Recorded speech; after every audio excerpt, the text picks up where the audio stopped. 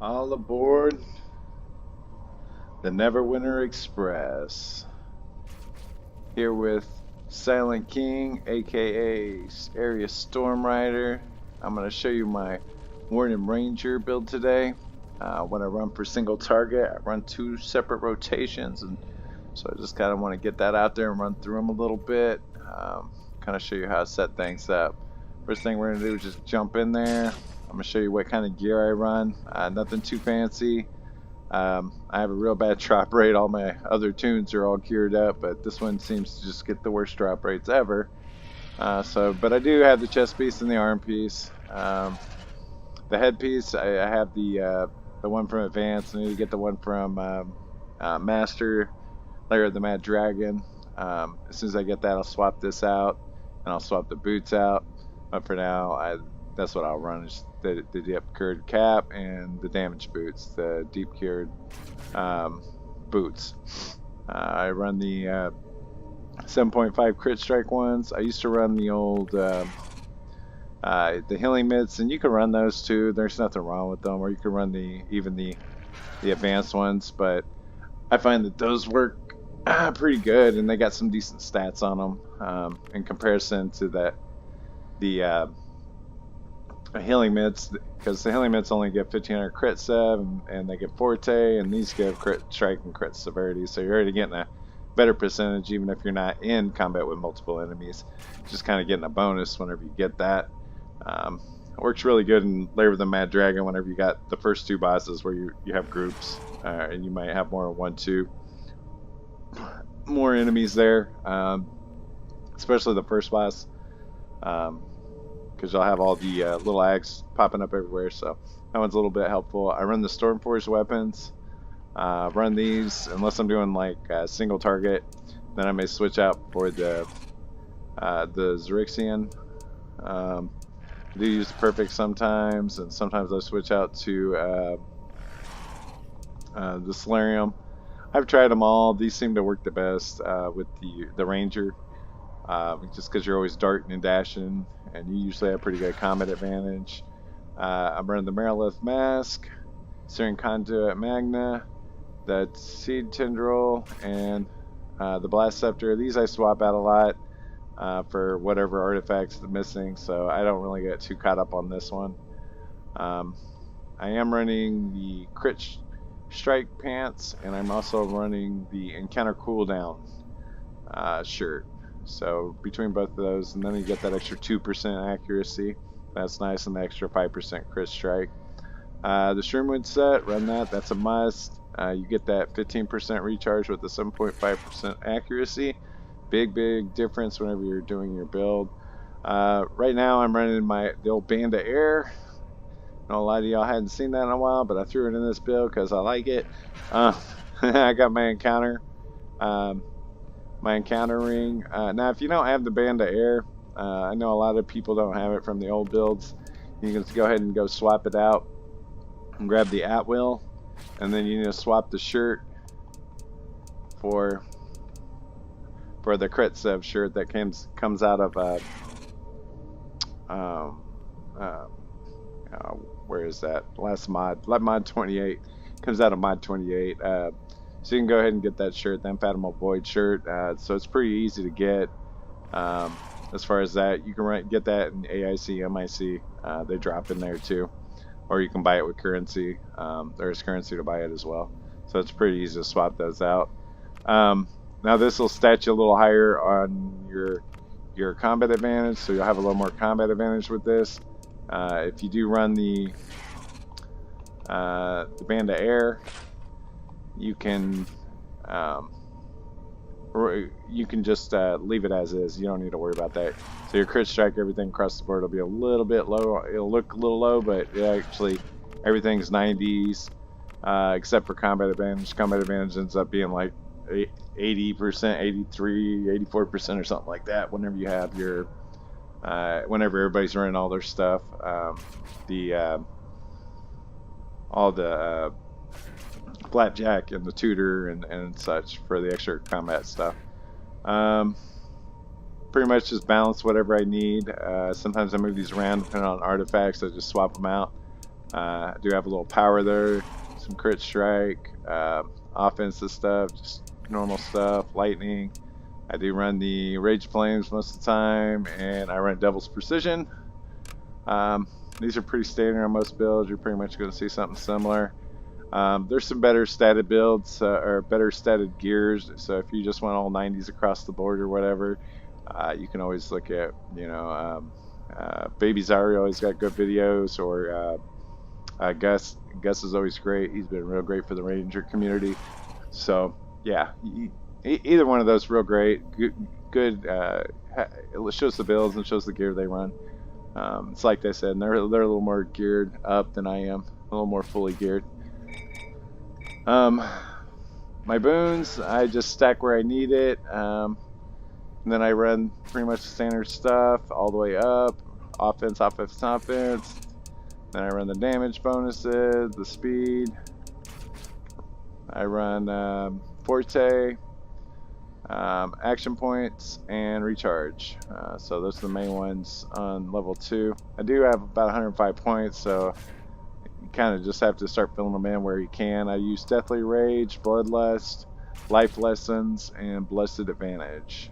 My companion power, for single target, I run the Batterious Wisdom.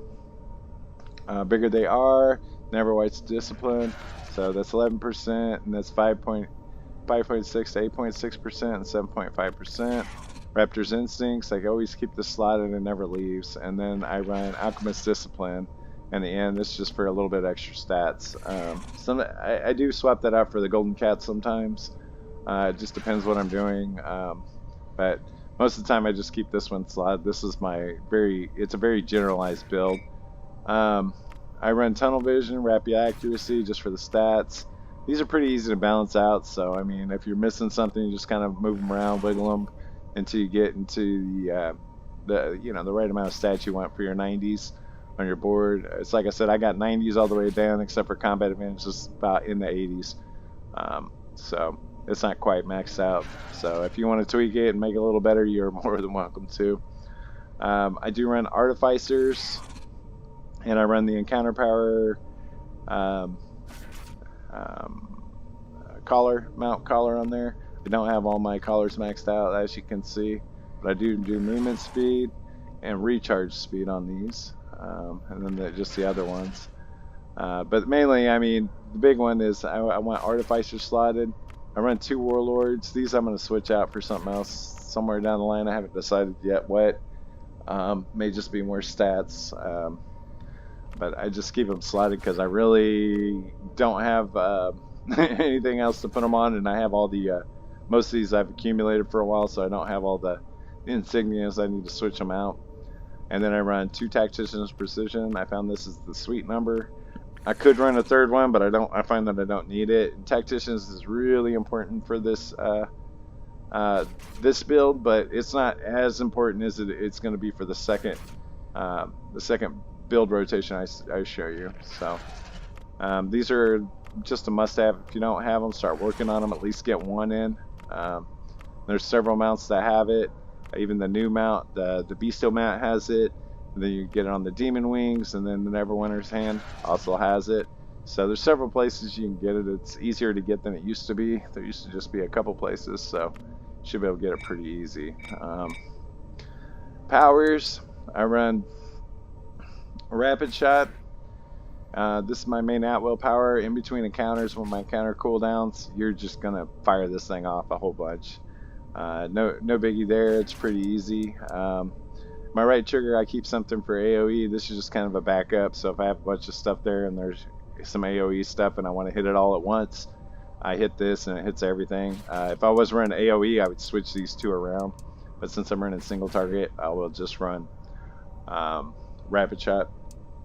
I run Hindering Shot, Constricting Arrow, and I run Thorn Ward and Thorn Strike. These are, I love these. I was so sad a long time ago, before they made a bunch of the changes. Pre-mod 16, they had we used to run a combat build, and I absolutely loved that, and it was super fun to play. And they kind of did away with it.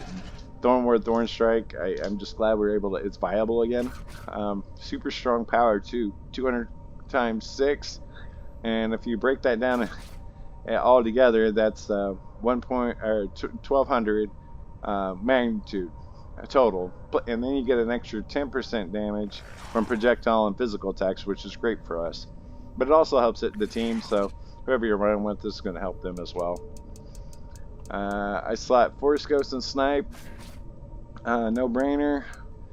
I got Seeker's Vengeance slotted. This one never moves. I never changed that. That's just always going to be there. I do use Aspect of the Serpent for this.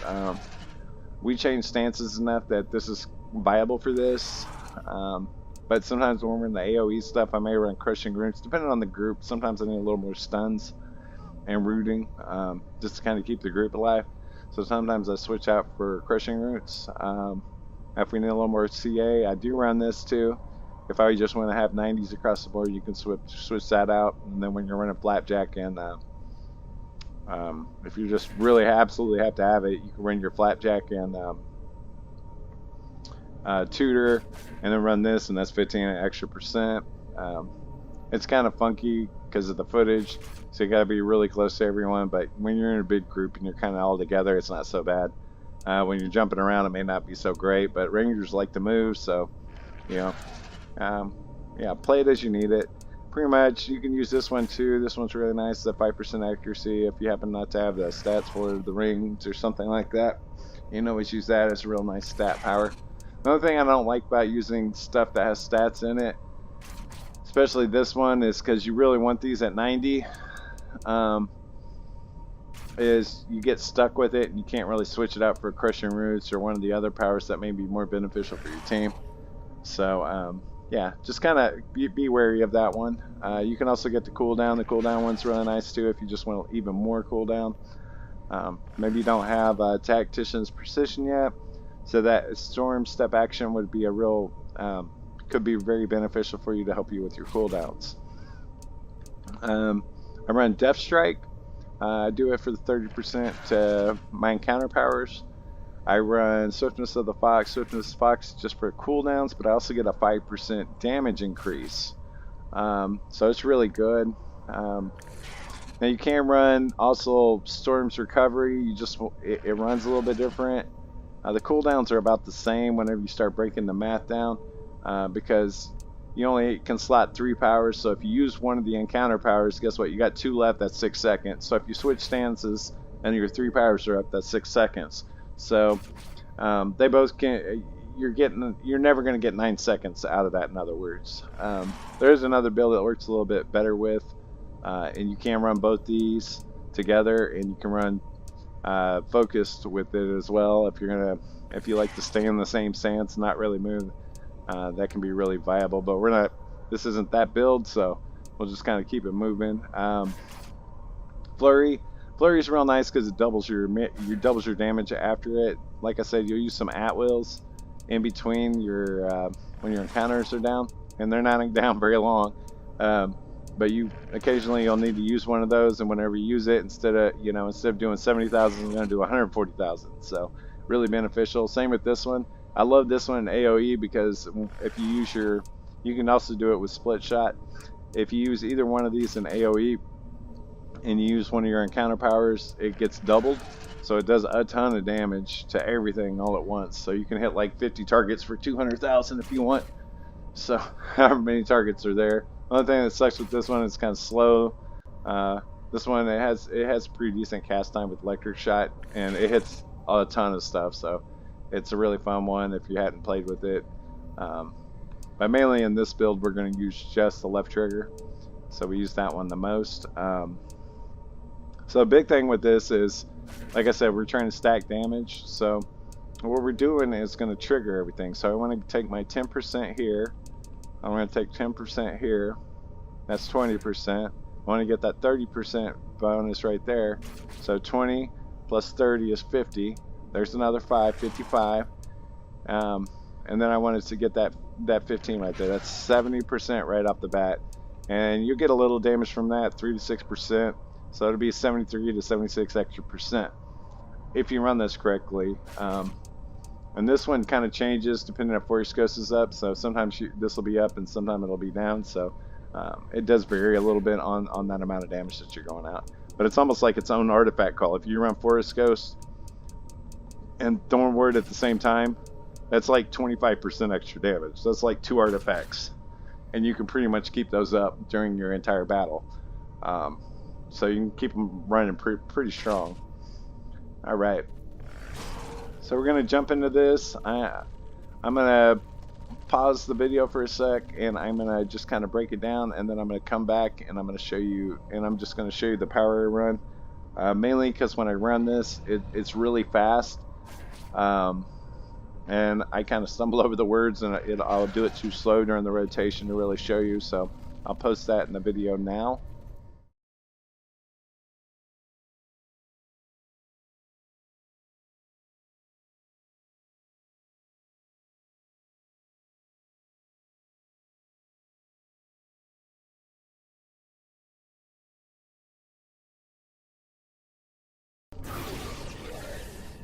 So this is a rotation. I'm just going to go ahead and drop it, bang it out. Force goes, artifact, rinse and repeat.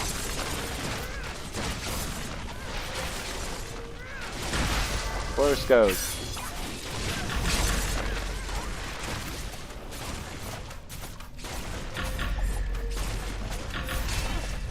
And you see I just hit the at-wills a few times. When I'm filling in, then I start the rotation again.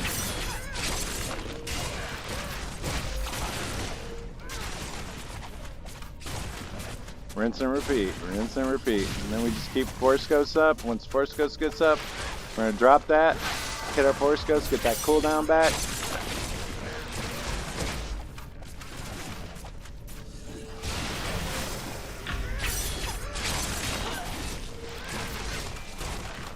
Rinse and repeat, rinse and repeat. So, just a real quick overlay. I don't want to make it too complex. Nice thing about this, though, in this rotation is it doesn't have to be perfect. This takes a lot of practice to kind of get used to because you're switching stances a lot. It's not when you switch stances, though. You have to use an encounter power. But if you time this right with Tactician's Precision, the Artificers, you're going to get a nice cooldown. That's a lot of extra seconds to shave. It's really hard to switch stances because the cooldowns are not that great. They really need to shave a few seconds off. And this build would be almost perfect. It would be really close to, you know, some of the older builds that we had before Mod 16 that were super, super fun. Kind of miss them still, so. And I'll give you an example of that. So I'm just going to start banging everything, not even paying attention to what powers I am hitting.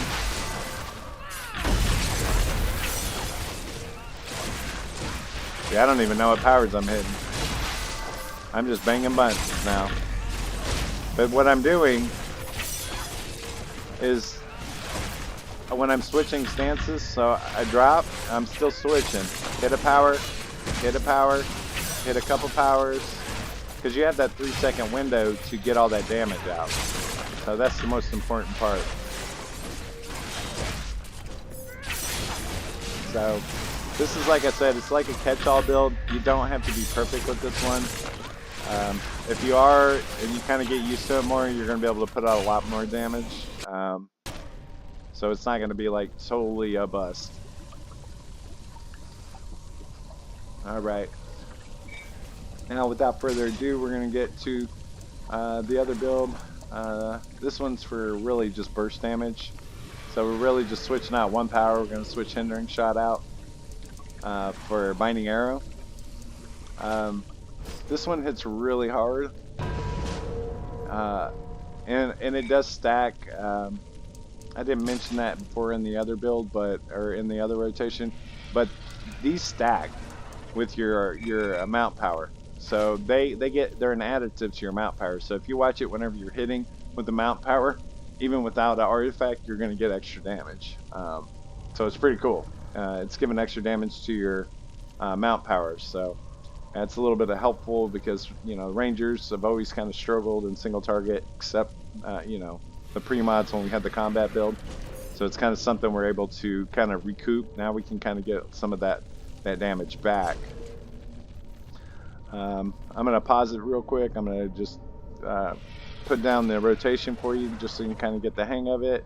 And then I'm going to show it to you. It'll be the same type of thing. Just I want to show it to you in a little bit of faster pace. So here it is now.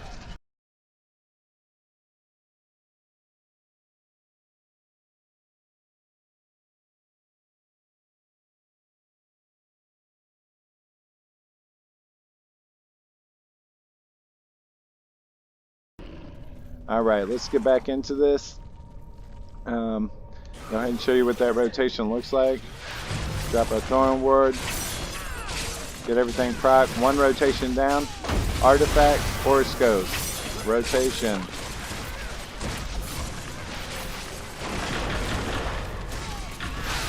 Force Ghost. So this one, see, we just at will. And what we're watching is Thorn Ward. Thorn Ward's the slowest one.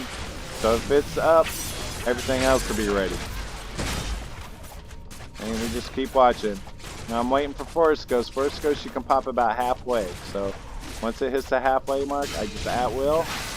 Force Ghost, pop, put that Thorn Ward back down, hit the rotation again. And I'm getting big damage because I was in Force Ghost and I'm getting that extra 10% damage.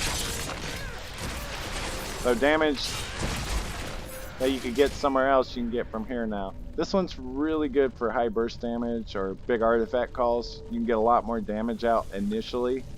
The other one, it kind of lags off during big artifact calls, but it's still, you can still get a lot of damage out. It's comparable to this one.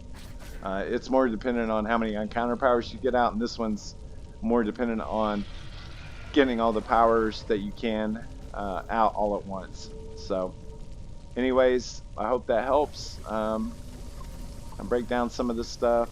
I'll show you how some of it runs. I'll post maybe a first boss run and master layer of the Mad Dragon, just so you kind of can see what's going on. Just remember, silence is golden. Neverwinter. Alright, have a good one. I'm out.